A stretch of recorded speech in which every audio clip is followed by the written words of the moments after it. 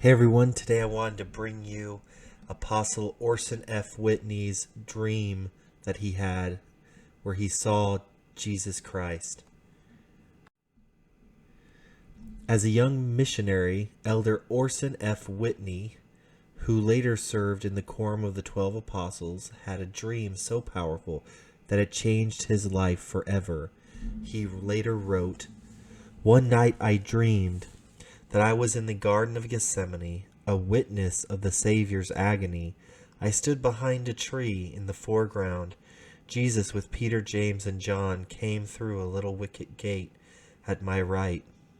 Leaving the 3 apostles there, after telling them to kneel and pray, he passed over to the other side, where he also knelt and prayed. O my Father, if it be possible, let this cup pass from me. Nevertheless, not as I will, but as thou wilt." As he prayed, the tears streamed down his face, which was toward me, and I was so moved at the sight that I wept also, out of pure sympathy with his great sorrow. My whole heart went out to him. I loved him with all my soul, and longed to be with him, as I longed for nothing else. Presently he arose, and walked to where those apostles were kneeling, fast asleep. He shook them gently, awoke them, and in a tone of tender reproach, untinctured by the least show of anger or scolding, asked them if they could not watch with him 1 hour. Returning to his place, he prayed again, and then he went back and found them again sleeping. Again he awoke them, admonished them, and returned and prayed as before. 3 times this happened, until I was perfectly familiar with his appearance, face, form, and movements. He was of noble stature, and of majestic mien, the very God that he was and is, yet as meek and lowly as a little child.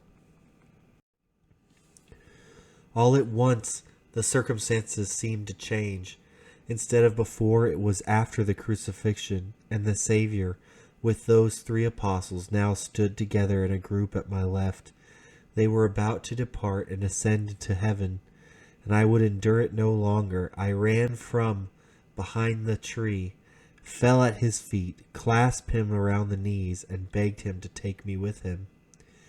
I shall never forget the kind and gentle manner in which he stooped and raised me up and embraced me. It was so vivid, so real, that I felt the very warmth of his bosom against which I rested. Then he said, "No, my son, these have finished their work, and they may go with me, but you must stay and finish yours." Still I clung to him, gazing up into his face, for he was taller than I besought him most earnestly.